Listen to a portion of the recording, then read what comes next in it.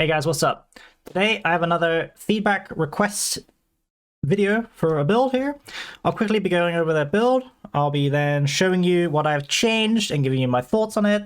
If someone else would like me to check out their build, please just let me know in the comments below and I'll get round to it. I'll try and get round to it before beta. I will be stopping these videos once beta has hit, and then I'll probably be starting them up again after beta to sort of do ones for launch. So the build that I got for you today is how to be a musketeer, and it seems to be a dex focused build with a musket and rapier, and they have written a wonderful description of their build so that I can kind of understand what they're aiming for, which is very helpful. I do appreciate that. So I have been and read the description, but I'm just going to quickly show you what they have got here. So we got a powder burn, shooter stance, and stopping power on the musket. So I think what they're trying to do with this build in general is to be sort of way at the back, like sniping, long range, picking people off from quite a far range. Obviously, this won't be a solo build at all. I think it needs to be within a group of people, because if you're just sitting there at the back sniping in a 1v1 situation, obviously that they'll be running to you, and then, like, you know, half your build is gone. And on the rapier here, we have riposte, evade, and fletch, whatever this one is. And yeah, so the main focus of this is if, you know, if someone's pushing you, I guess, then they do have the stun, the evade, and a mobility skill here, so that is nice. So I'll be going next over what I have changed. So I have a build up here. I'm going to switch to it. So yeah, full dex. You'll probably go 300 dex and then 100. No, is it 100 or 200? It's 200, isn't it? 200 constitution. Yeah. So on the musket, I've got a powder burn, shooter stance, and what I've done is I've swapped stopping power for traps. Now, the main reason that I have not gone for stopping power is because you got to think that if someone's pushing you, yeah, this skill can work a bit far away. It can, if your target's far away. But if someone is close to you and they're pushing you and you don't land this skill, right? Because all the right, you need to land these skills, right? You need to actually aim and shoot the skill. So if you miss, stopping power is completely useless. So that is why I'm not really a massive fan of it. Sure, if you are, like, you know, very skilled and you can consistently land this, I can see maybe that you would like to run it. But for me personally, I would just not run the skill, and I would always go for traps. Now, the reason I like traps so much is because you can place 2 down, because we got double trap, so you can place 2 traps down. Now, if someone is pushing you, you can put the trap down, and if they get caught in it, that's a 3-second immobilize, right? Where they get rend applied to them. 50% of the weapon damage that you do, so when they're immobilized for 3 seconds, you have plenty of time to aim and get a free headshot, right? 50% of that weapon damage you get healed for. And I think Trapper is just more effective than a 3-meter knockback. That's just why I have gone for Trapper. I still have the other 2 skills, so we're keeping in mind that the build, you know, it's long range. You know, we want to focus on shooter stance. We want to, you know, have sniper, and powder burn is good. I just don't like taking chronic trauma because increasing the duration. Yeah, it's nice for PvE, right? But in PvP, there's a high chance that they can just cleanse it. So I'd just rather have another passive than chronic trauma.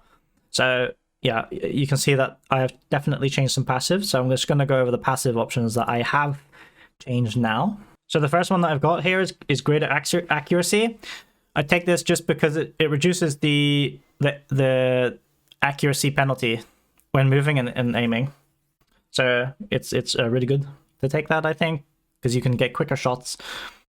So when it comes to core shot resupply and marksman, I think that what you can do is you can take the points out and just swap them. It's really personal preference, this one, I think, because they're both reducing cooldowns. It just depends you know, if you can consistently land headshots, then I would take this. If you're consistently landing the 3 consecutive shots, then I would take this. Like, just pick whatever one you want out of these. Right? I personally go for this one, but it's up to you.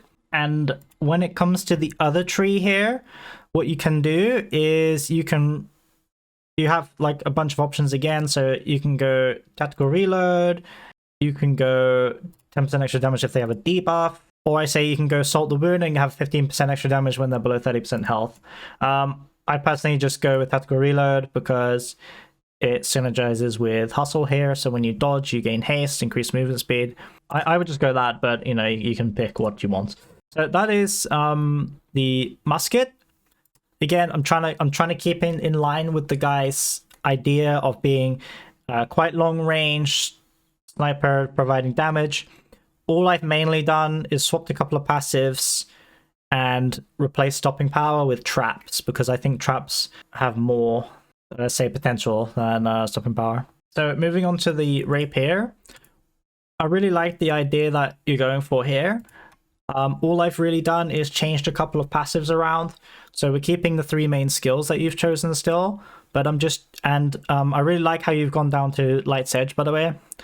I just wanted to point that out. So I've kept in the 3 points to get Light's Edge here. Unrending with this rapier bleed 5 damage. I'm hoping that it works from like other players' rapier bleeds as well. That'll be a nice bonus. But yeah, the main thing is going Light's Edge here for the damage.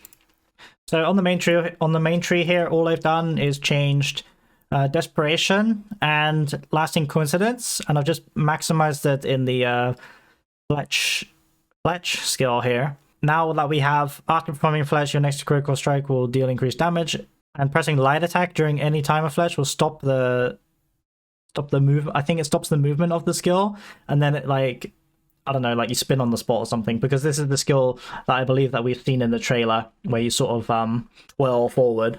Right, it's like a 10-meter sort of twirl thing.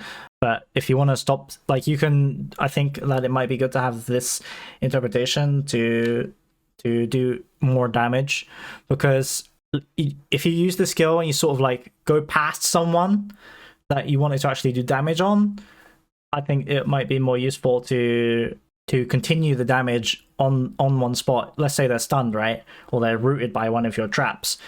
You can maximize the damage of the skill if you have this, whereas you wouldn't be able to if you didn't have this, right?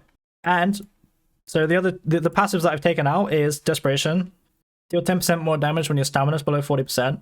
If your stamina is below 40%, you're probably going to be playing more defensive anyway to get your stamina back up. So I think that this trait just isn't up all the time. So I just don't like this trait at all.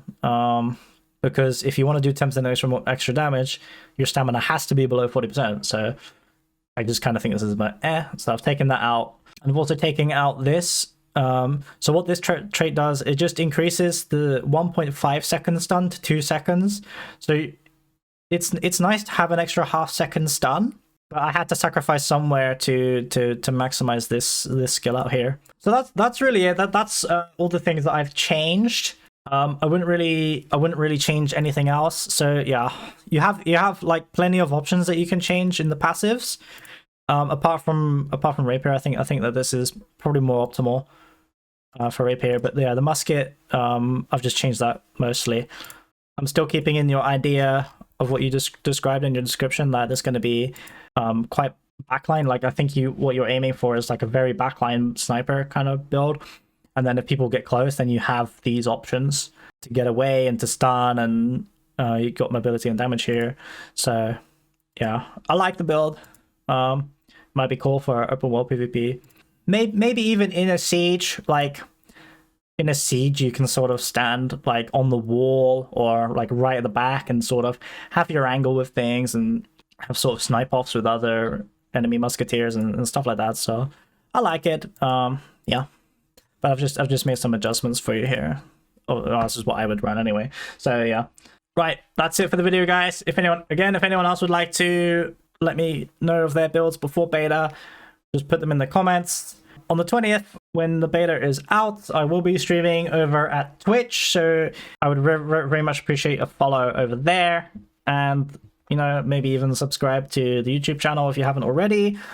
You can always unsubscribe if you don't want to follow me in that later on. Really excited to play beta. It'll be great to sort of test all the weapons out and actually get some real insight on all the builds and get a feel for them and see what they're all about. I will see you guys later or in the next video. Bye bye.